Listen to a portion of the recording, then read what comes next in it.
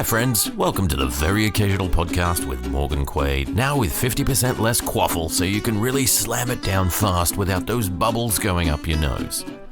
This episode features Laurie Cunningham, writer and chief editor of ASAP Imagination. You can find Laurie at lacunningham.com or by holding a pumpkin real tight and clicking your heels together 3 times. Before we get on to the show, don't forget to like and subscribe to the podcast, because if I can get my channel to 1,000 subscribers, my plastic surgeon is going to give me calf implants that dispense Gatorade.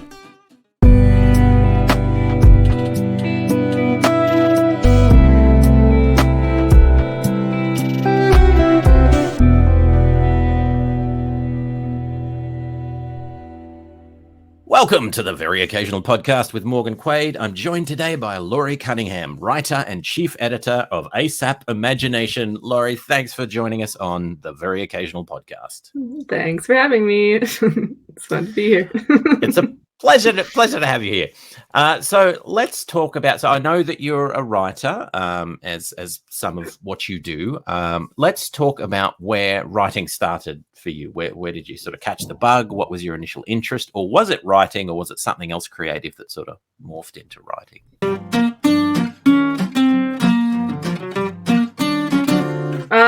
Writing wasn't really on my radar for a very long time. It's something that's come later in my life. When I was younger, I used to want to be a cartoonist, and then kind of the way my life led, it kind of just led away from that for now.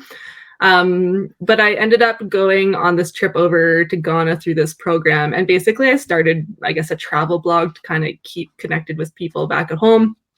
And Wow. when I came back, people were kind of like, oh, you're a good writer, and didn't really mean a ton to me. But then I was kind of in that point where I career-wise was at kind of a fork in the road, and my partner was like, well, maybe you should take some writing classes. And then so I started doing that, and then one of the classes was called Publishing and Promoting Your Work, and one of the assignments was joining Twitter, which I was pretty against because I didn't know anything about it. I'm pretty a slow adopter on most social media, but I had to do it. And then it ended up being one of those things where when you create an author platform to be an author and you start telling people that you're an author, it's kind of like, hey, maybe you should write something. So I started doing that. And it was something that I was writing a little bit, but I think that just kind of was that tipping point that kind of pushed me into okay, maybe let's try to do this. And then I started dabbling in trying to write a novel, which wasn't going super well. And I started doing some more short stories, and then just a whole bunch of things kind of led together and ended up writing comics now is kind of my main area. But I still dabble in short stories and still have a whole bunch of unfinished novels on the side that maybe one day I'll get back to. But that's kind of the in a nutshell version, I think. Maybe it's a very long version too. That's an acceptable nutshell. We will accept that. It's the perfect amount of nutshell. That's right. Not too much, not too little. What was the actually, why don't we delve right into your current project, your current book, because that might show a little bit of a window into your thinking and creativity and all that sort of stuff. I am speaking, of course, and I will get the name wrong, so I'll just mention the Tater Tots, and we will go from there. The Tater Tots? Oh, sorry. No, I've got that completely confused. No, it's Toddlers. No, what's the name of the book? The Babies with Rabies book? Babies with Rabies. For some reason, I was thinking Toddlers with Tater Tots, and I don't know why. I will edit this bit out. That's the sequel. Just a whole book about eating tater tots. So we will start this section again. We are keeping that in. Yeah, I probably will. All right, so let's all pretend, ladies and gentlemen, that I didn't completely mess that up. And let's talk about Babies with Rabies. What's that story about?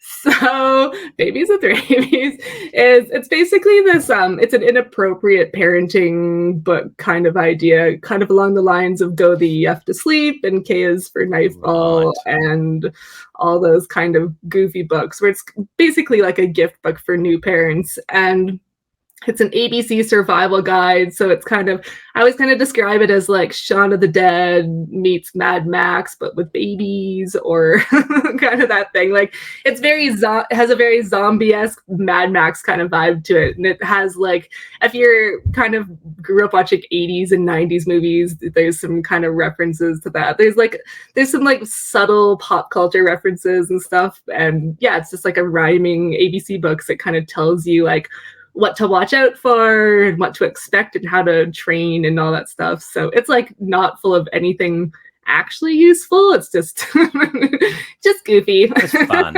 Just fun. Goofy. Like goofy and fun. maybe you would apply some of the tips, but I take no responsibility.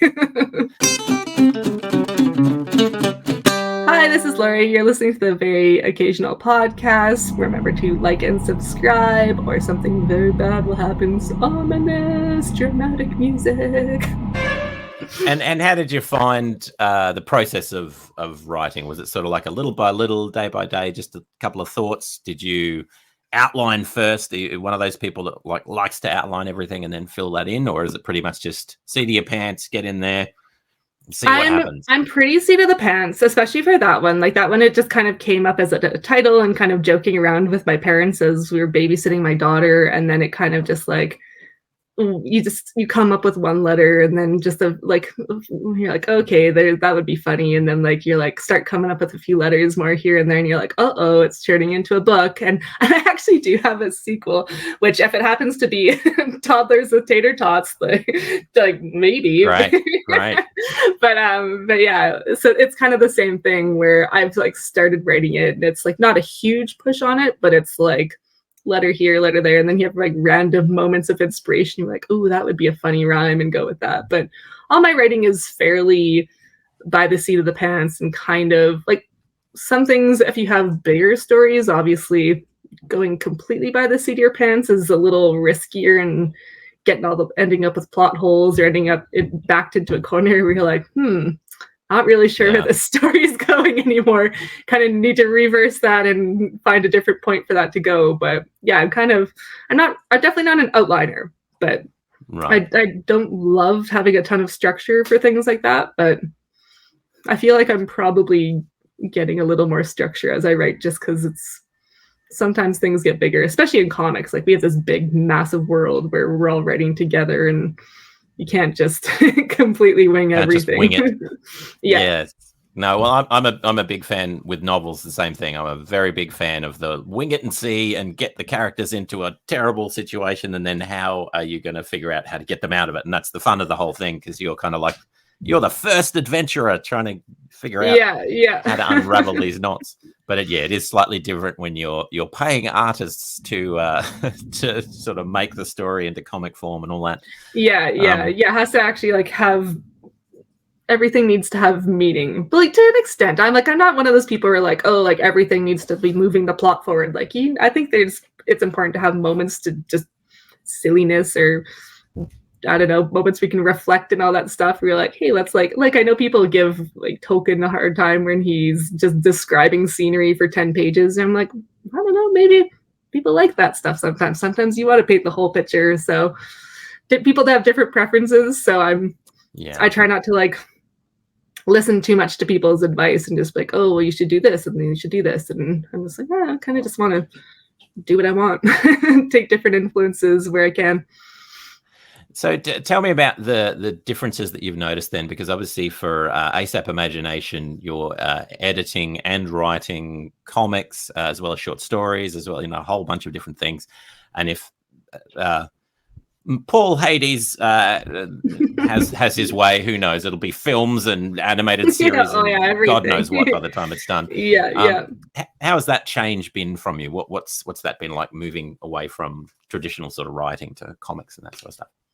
I think it's been pretty fun, because I actually was, like I said, I kind of started off writing novels, and I think things just weren't really clicking. And it might have just been that because of the way I write, it's just like kind of coming up with like, I need a big story to fit in like this many words and stuff. And way back when I wanted to do the whole like get an agent and do it all traditional, because that's kind of what people tell you should do. Like that's how you become the bestseller and stuff, right? So, but then I think I think kind of once you start meeting more indie people and meeting different creators with different visions and different artistic styles, and I know I even tried querying Babies with Rabies, being like, oh, maybe someone will want this. And then after a while, I'm just like, this is such a weird little niche book that like maybe is offensive to people, probably is offensive to some people. And like, I was like, I think this isn't traditional publishing. And I think that's kind of, when I met Hades, that was kind of the same thing. Like he had some unique style, unique ways of thinking that were like, it wasn't what was like commercial, I guess. Like we want to do something unique and different.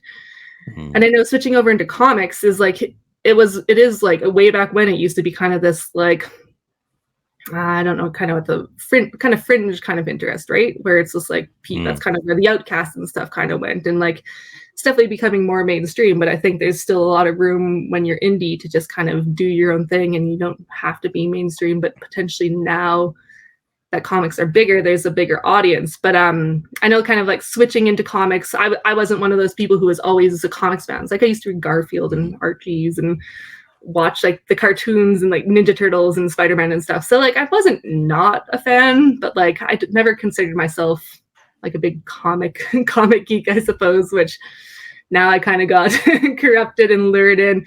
But yeah, I guess like a lot of the differences is just a different format and stuff. Like you very much when you're writing just prose, it's like you have to describe everything. Whereas like I know, so my first comic book is Sister Grimm, and the very first issue is very dialogue light. And I know like there's a lot of stuff, like a lot of story in it, but like that doesn't necessarily show through. Like it almost like it's just like, oh yeah, like the artist is doing all of it, but it's like that we were like had to work a lot together to like come up with like still tell the story without a lot of dialogue. And I know when I first started writing it, I went to Hades because again I didn't really know all this stuff, and he was kind of mentoring me, and I'd read some of his scripts, and I was kind of like, well, how do I show this? Like, should I have an internal monologue? Should I have some narration? And his advice was just let the art tell the story.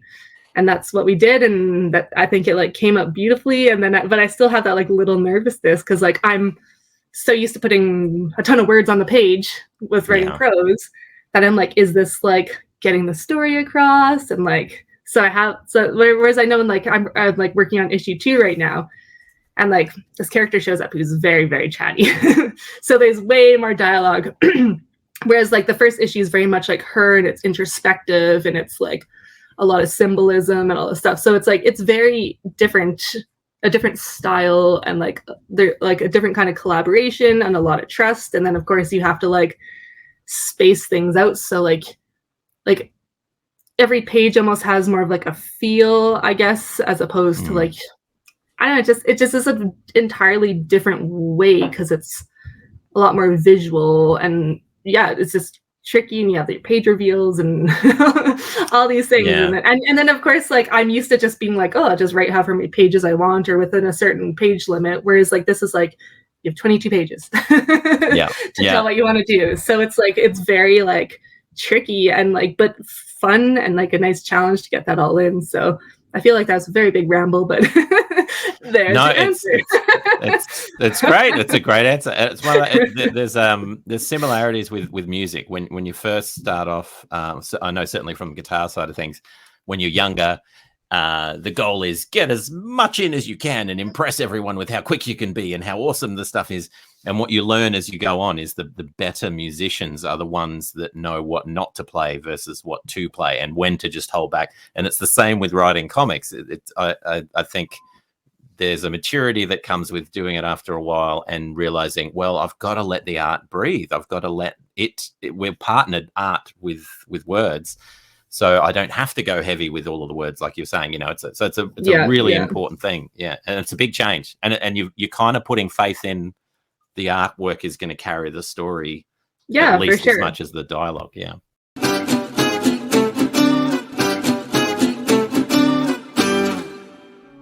Welcome, brethren, and behold, Triangle.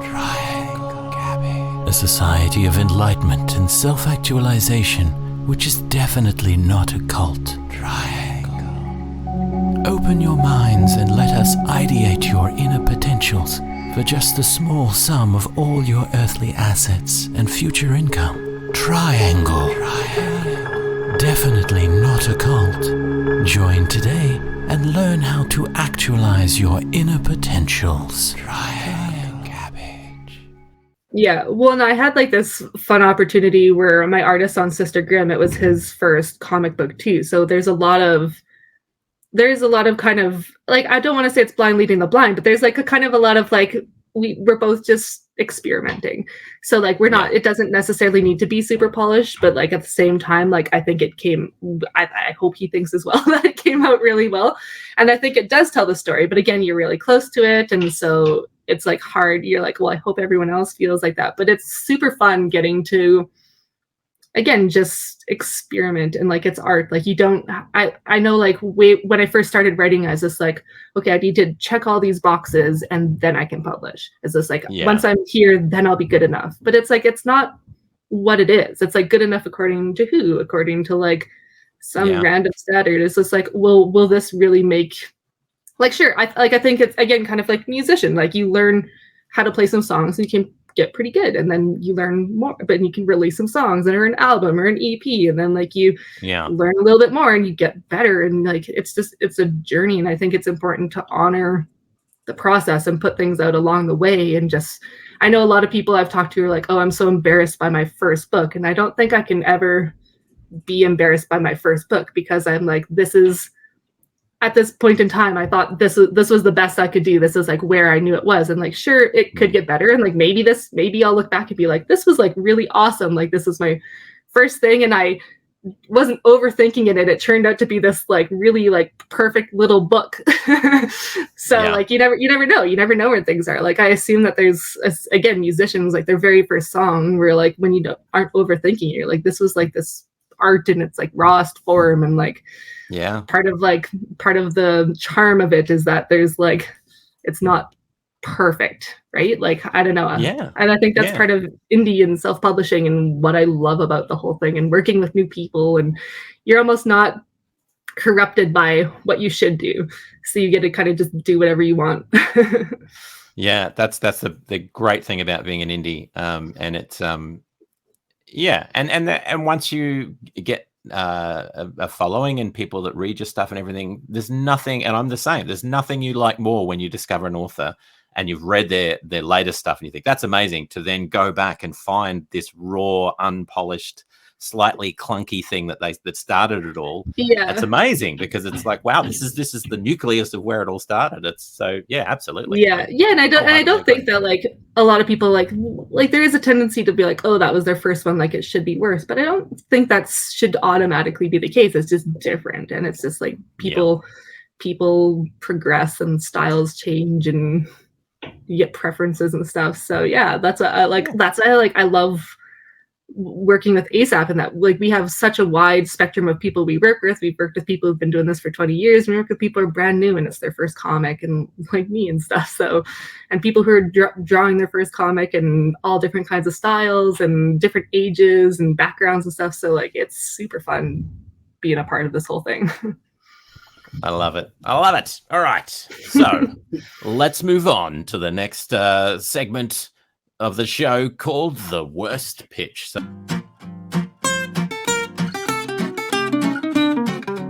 the idea is simple. We both come up with a terrible idea for a film or TV or book or something, and then we basically see whose is the worstest, but we don't really do that. We just come up with it. So I'm happy to go first, but it's up to you who would like to go first. No, go for it. All right, I'll go first. Okay. See what the heck you're talking about first.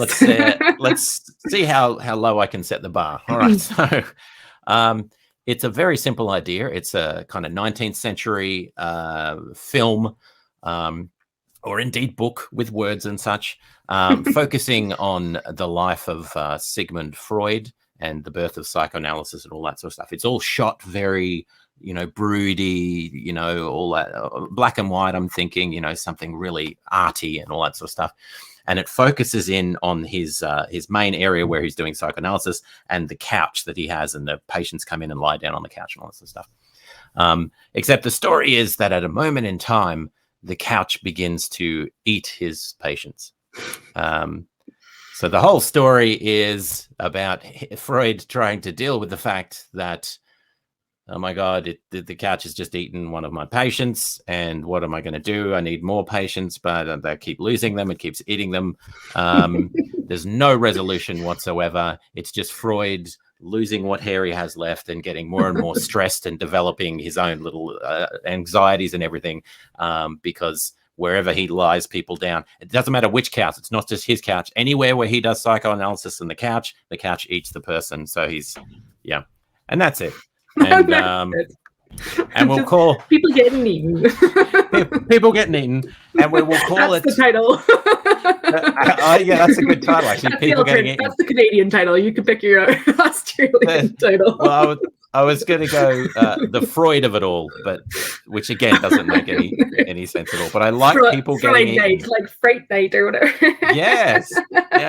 You need the pun for the B movie. How about the Freudening? Yes. Yes, that's there it. There we go. All right. No idea where that one came from, but anyway, that's my terrible pitch. Perfect. I will be first in line to buy those tickets or read that book. I guess you said it was a potential for any medium.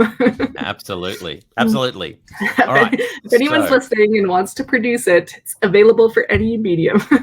Pick it up. The Freudening coming to a garbage bin near you. All right, so would you like to have a go at the worst pitch? Oh, my pitch is a Christmas retelling, which is appropriate for recording this on Halloween. It's basically it's a Grinch retelling where he is all broody in his cave, and basically Whoville is very materialistic, and he's trying to save them, and he's trying to teach them the true meaning of Christmas. And basically, through all of his adventures and misadventures with his little dog, Max, it's the same. It's basically like kind of like the flipping it on its head kind of thing. And what he learns is that actually Christmas isn't about love and giving. It's actually just about very materialistic things. And it's kind of the whole like, hey, maybe Christmas does come from a store, and maybe Christmas isn't a little bit more. I love and it. Does he I'm imagining that at the end of the final shot in the movie or whatever is just him with his own store, just selling all of this Christmas crappy stuff. Him selling his roast beast at a phenomenally inflated price. Finally, I've discovered the true meaning. He's robbed all of his neighbors and is reselling their stuff to them. I love the true meaning of Christmas, and his heart shrinks 3 sizes. Which maybe is a good thing, because you shouldn't have a heart that's oversized. That's probably not healthy anyway. He's got the enlarged heart problems of Christmas love. That's not good for a Grinch. People don't know that. The epilogue of the original story is he just dies of a heart attack. That's right. He's happy and dead. Yeah. And as far as the title goes, maybe we could go with the title of his shop right at the end. There's a title of Mr. Grinch's Christmas Emporium, something like that. I don't know. Mr. Grinch's Stolen Goods Emporium. Yeah, or, I like that. Actually, even better. Instead of that, he sets up a secondhand kind of hock shop as well. Like it's not even just a sleazy pawn shop. yeah, that's it. I like it. Just selling Christmas presents out of the back of his trunk or his sleigh. Fantastic. His dog, just stolen stereo equipment. All right, so coming Christmas. God bless us, everyone. Coming to a cinema near you. The Grinch, and I can just imagine that the children just looking at their parents with confused expressions as the moral of the story is it's all fine, whatever.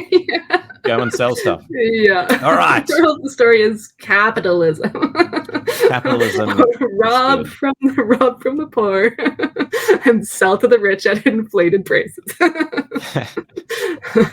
All right, so let's move on to the rapid fire questions phase or segment.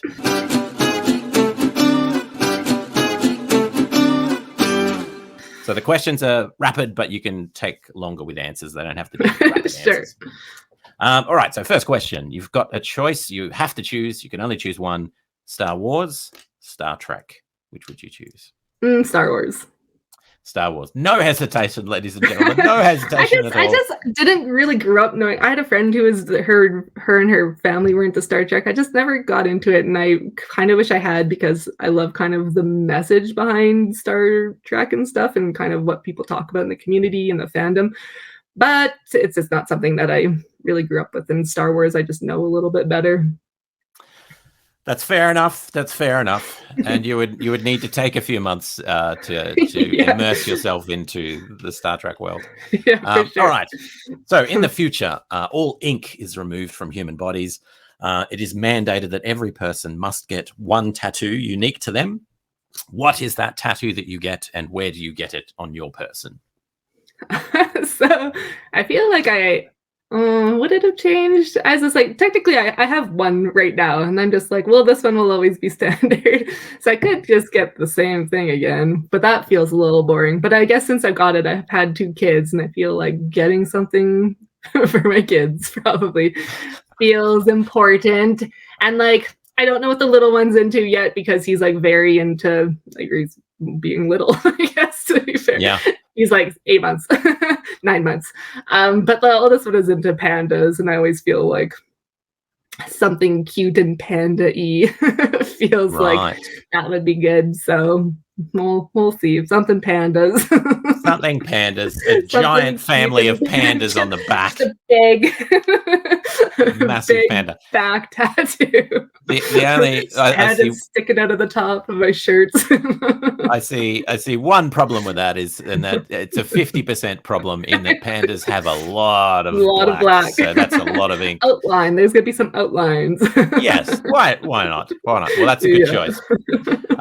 All right. So which of your heroes or people that you look up to would you most fear to meet in person, or be a little bit cautious about meeting? I never really know who my heroes are, for sure. I have like people I kind of look up to, I guess, and people who kind of led me to where I am. Or we can also change it to characters, like which like superhero character would you hate to meet in person? I don't know. I actually don't know if that makes it easier. I don't know. I think I would be. So one of the people kind of inspired me to write. Her name is Victoria Schwab, and she writes like kind of adult and YA dark fantasy. And she just seems like this very down to earth person. And I think that like I'm always kind of some of the trend of some of my childhood favorite authors and stuff, that they haven't always grown up to be the best people. And I think I'd always be a little worried that some of these authors that I'm like, you're the reason that I became a writer, that they kind of aren't the person that you think they are. And like not that I don't have a ton of doubt with her or anything, but I think just kind of anyone like that, where I'd always be worried that like some skeleton comes out of the closet and you're like, fine.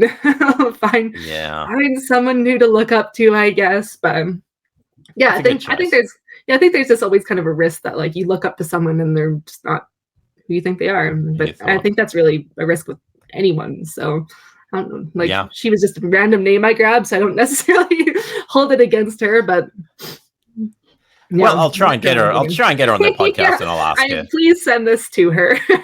Tell her not to let me down. Okay, so what was one of the hardest fictional deaths you've had to deal with, or something that really hit you hard? Oh shoot! the very first one I remember is I can't remember her name all of a sudden, which should have prepared but for all these questions I wasn't expecting by reading up everything that I ever knew. It's Bridge to Terabithia, the little girl in that, which spoilers. I'm assuming most people have read it by now. It's a long book. I don't think you can really be blamed for spoilers for something that's that old. But no. Yeah, I think that was like, I read it when I was little and it was devastating because there's this cute little like friendship and I think she was about my age and then she dies and it's awful. Yeah. And I can't remember her name, but awful. Scared me.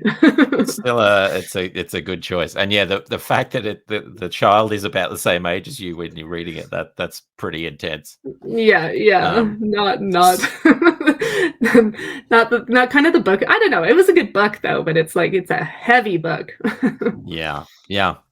All right. So you're allowed to pass on one toy to your children and future generations. One toy from your childhood. What would you like to pass on to your kids? From my childhood, it's something we don't even have anymore. But there was the Ninja Turtles pizza shooter was pretty excellent. I don't know if you know that, but we had those like little pizza discs you put in, press a button, it just shoots things, and it was incredible.